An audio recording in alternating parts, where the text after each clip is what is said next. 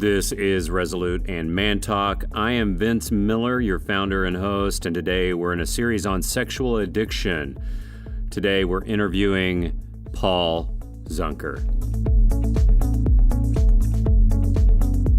Gentlemen, welcome to Man Talk by Resolute. If this is your first time tuning in, then thank you for joining us.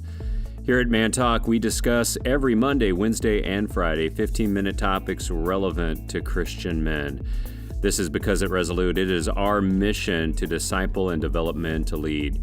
So never forget, if you're looking for content for a men's group or men's ministry, then you need to go to our website today. That's beresolute.org, beresolute.org. We have great tools for men leading men, including a new small group series that you would love. Check it out at beresolute.org/promo. That's /promo. Or if you're looking for more from this podcast, go to beresolute.org/mantalk, and you will find all our podcast feeds and connections to social media. But now, let's dive in. Well, guys, today I'm excited to introduce to you Paul Zunker. This is a guy that I'm proud to call friend. He comes from many different fields of ministry experience. Today he works with Pure Desire Ministries and also with Grace Church in Eden Prairie. This is a guy who's been helping guys to find freedom from sexual addiction. You can find more out about Paul Zunker at paulzunker.org. I hope you'll visit his website today. Paul, welcome to the show. Thanks, Vince. Glad to be here with you. So I'm just really excited to have begun a relationship with you, Paul, because I know that you've been through some challenges in your own life as it regards sexual compulsion, sexual addiction, and I know that you have felt called to share this story with many other men, and I think men need to hear your story, Paul, and here's why, is because I think men are afraid of really opening up about the struggles that they have personally, right? And they face these challenges, and there's so much shame and there's so much fear that they often don't know where to turn. I'm wondering, can you just give us a brief look at some of the challenges that you faced in your own life with sexual addiction, and just maybe a little of the backstory so guys can get to know you? Yeah, I would love to. I think as I was sharing with you, I was a music guy for a long time, and that was the direction I was going to go in my life. You know, God had other plans that He hadn't quite revealed to me yet. But I think, you know, my story, I don't know if it's that much different than the stories that a lot of guys have early on in life, and they wrestle with impure thoughts and looking at stuff online or in magazines that they shouldn't be. But that's kind of where my story started back when the internet kind of first started making a big run and AOL came out. I was a 13 or 14 or so year old boy, and looking at pictures and stuff you shouldn't, but you know, you're waiting 20 minutes for one line of picture to come across the screen exactly, there. Yeah. And 20 minutes later you got a picture there, and it sounds kind of funny to talk about it now, but you know, those are the images that are kind of seared and burned into my brain as the first pornographic images that I saw. And they're fading and lightening up over time. God's doing a good work in me and pulling those out, but those really stuck there, you know, and that was the beginning of the journey of becoming addicted to pornography for me. And going through high school, entering high school, masturbation comes into it, and you put those two things together, it really becomes kind of the deadly cocktail there. Yeah. And I like that. I like that you're saying that it's a deadly cocktail, because you're combining a way you're thinking with a physical activity, right. And most men don't understand the powerful cocktail or combination of those two thoughts and behaviors, right? They're very, very powerful. And that's where the addiction comes from. You know, it's not necessarily just what you're looking at, it's what's happening in your brain as you're looking at it, and as you introduce masturbation to it. You know, you have different chemicals, the dopamines and things that get released in your brain, and that's what creates the addiction over time and physically changes your brain that you got to do a lot of work to get back from. But I mean, we can talk about all the fun neurochemistry stuff later on. But yeah. As it did with a lot of guys, it just ebbed and flowed and kind of binged and purged over the years, and looked at it quite a bit, and then had quite a bit of time off where I didn't, and got married and figured, you know, well, that'll take care of it, because I'll have a a proper place to express my sexuality within my marriage biblically, and that worked pretty well for a little while. But then that just doesn't solve the problem. When you have any kind of addiction, especially a sexual addiction with pornography, you're using it to medicate over pain and things from the past. I gotta accentuate this because it's so honest what you just said. Many guys think that if they were dealing with compulsions and addictions before marriage, they think the context of marriage is going to fix it. Yeah. There's got to be something faulty there about that, right? And you discovered the fault of it. It's basically you're putting a Band-Aid on a problem that has already existed, right? You're really not finding a solution. You're just finding a new context, and then once you get bored, you turn right back to the same old behavior patterns. And there's new things in your marriage that come up, arguments and different hurts there that drive you into medicating that over as well. So if you haven't cut off the roots of the pain and the junk in the past, you're just going to be adding to that and adding to that. So, and that's what happened for me, is I didn't deal with the roots of some of my pain in the past. There was some sexual abuse when I was a child from a neighbor, other things like that they're big deals, and a lot of times us, as guys, will just say, well, that happened 20, 30 years ago. It's not that big a deal. I'm just not going to deal with it. And it's fine. I'm fine. It's not a big deal. But it really is, and you have to deal with that stuff and face it and bring it up. Yeah, and we cannot turn a blind eye to it, is what you're saying. No, and ultimately we've got to lay it down at the foot of the cross, which is where all of our healing comes from, but we still have to address it. And for me, getting married, I owned my own business for a number of years. I had my own office, and that was kind of my place. My wife and my kids just stayed out of there. And for a guy who's addicted to pornography, that's not really a good thing when you have your own space that nobody goes into. And my wife didn't know technology at all, let alone being able to look at a browser history. So at the height of my addiction, Vince, it would just be hours every day that I would be looking at this stuff. And I always say one of the reasons I do what I do is to help guys get off of that path while there's still time. Because like any addiction, eventually you need more and more and more of your drug in order to get satisfied. And with sexual sin, especially pornography, that's where we see a lot of guys spill things over into their real life. Well, they'll have an affair, or they'll look at illegal pornography online, or something that's the next level that gives them the next rush. And what happened with me was about 6.5 years ago or so, it came out that I touched my stepdaughter. When she was about 15 or so, that came out. And that was the crux of everything for me. And she told my wife what had happened, and we separated immediately, which is what she should have done. And that began the long process for me of my recovery, but it began the process of the family imploding too as well. So for me, it was many years of things that were done in secret finally coming to the surface. So I had that sense of, oh man, everything I've been hiding for years is now out.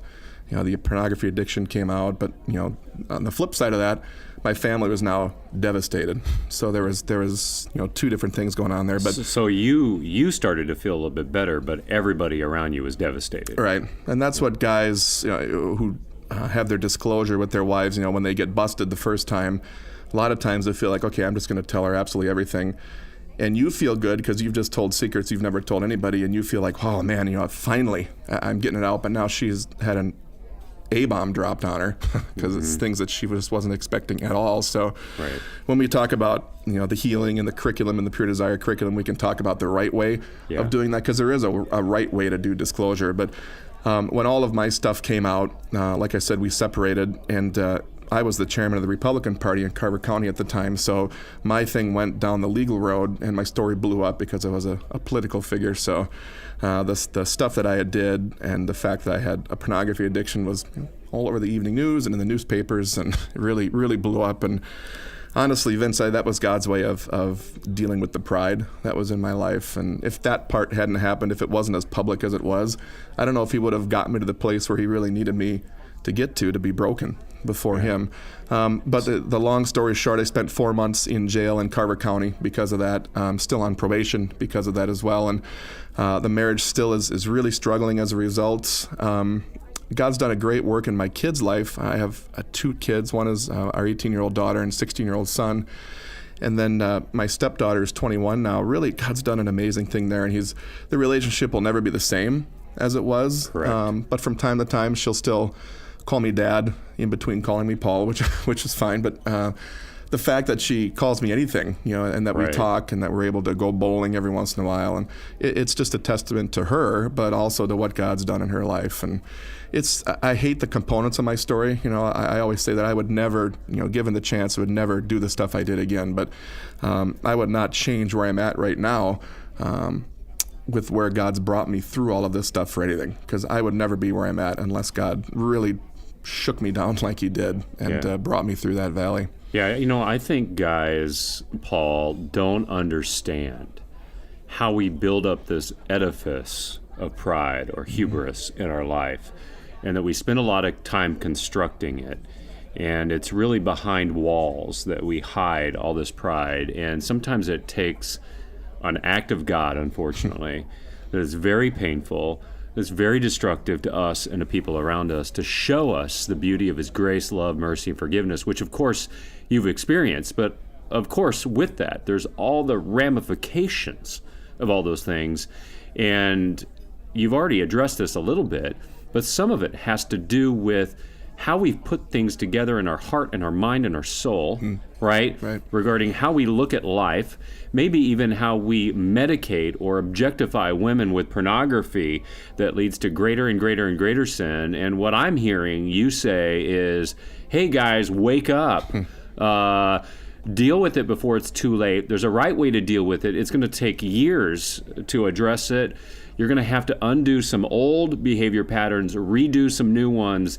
And by the way, there's going to be shrapnel to the people around you. Sure. And I got to ask, did you realize the rabbit hole that you had dug for yourself when you started some of these behavior patterns? No, I didn't at all. And, when I look back at everything now, I can see multiple times that God tried to use events in my life to get a hold of me. And I either didn't want to see it, or I was too prideful and said, well, it's fine. It's pornography. It's not hurting anyone. I'm just looking at stuff from women who are willing to do what they're doing anyhow, which is a complete lie anyway. Right. And that it just wasn't hurting anybody. And that it couldn't be any further from the truth, because first of all, there's a victim on the other side of that computer screen. Because pornography really is just it's the documentation of sex trafficking, because that's why most of these women get trafficked, is for pornography, for the production of videos or pictures, and they don't want to be there. Right. So there's a woman that every time I watch something, I'm enabling the abuse of her by watching it. So there's a victim there, but then when everything comes out, it's devastating for your wife.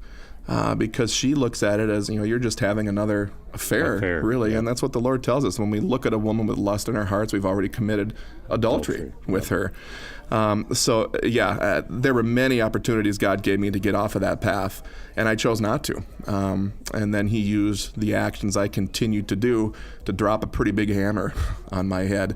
Yeah. And luckily at that point, I decided this was my time to turn, and it was my time that I was actually in jail, because I wasn't able to see my wife, wasn't able to see the kids, and it was one night in my jail cell when I was all by myself that I finally came to the realization that God's really all that I need. Even on top of my wife and my family, He's it. And that was the turning point for me. And I'm still learning every day, even now, 6 years later, and it always will be the rest of my life. But that was my turning point, is when I finally discovered that He's really all that I need. I want to end right there, because I think your story is incredibly powerful. I know there's a lot more emotion to it, and time, and stuff you're even currently still thinking about and dealing with. And, your story's constantly unfolding, right? So is mine. But I love, Paul, your heart. And I love the fact that God is awakening a work in you. I love the fact that you're willing to share it. And I know, you've told me this, that you don't like to share your story. We're not proud of the bad things that we do. Right. But there's somehow that through the cracks in our vessel that God's light can be seen. And in our imperfections, God's hope and glory can be seen. And guys, as you're listening today, I want to pray that you would just stop it. If you're using pornography, if you're engaging in some sort of sexual compulsion, if you're engaging in adultery, or maybe fornication in some way, or prostitution, the guys, that you would just choose today to stop it. It is not a small thing to look at pornography on your computer or phone. It is a big deal. You're objectifying women. You are endorsing one of the greatest tools that Satan is using today to rewire the mind of men. And we need to fight back, is what we need to do. And the way that we can fight back is by not endorsing, not looking, by turning away, and by fighting these addictions in our life, because Satan is using it to destroy, I think Paul would say, our families, our careers, the people that we love. And we're helping to endorse an industry that's bringing down the kingdom of God. Gentlemen, this is impacting everybody in the church, from the pastor down to the deacon, down to the average guy who's attending for the very first time. And we need to stop it. So hear the clarion call today to work hard and battle hard against this sin, and join us in it as we decide to live pure lives. Paul, thank you for being with us today. You bet, Vince. My pleasure. Well, that's the show. Thanks so much for listening. As we close, I want to remind you of two things. First is this: Paul Zunker is hosting a conference with Pure Desire Ministries in Eden Prairie, Minnesota, on November 10th and 11th.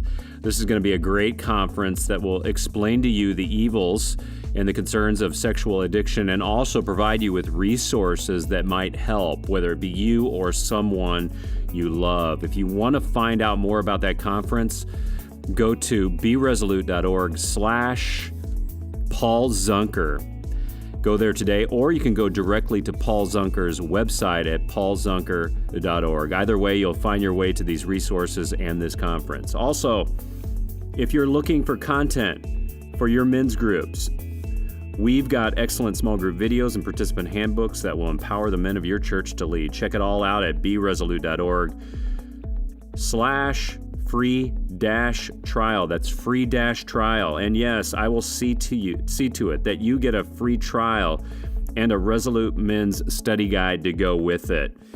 So guys, I hope you enjoyed this podcast today of Man Talk, but please know that the time that we spent together today is worthless unless you choose to act on it by doing something today and getting off the bench and into the game.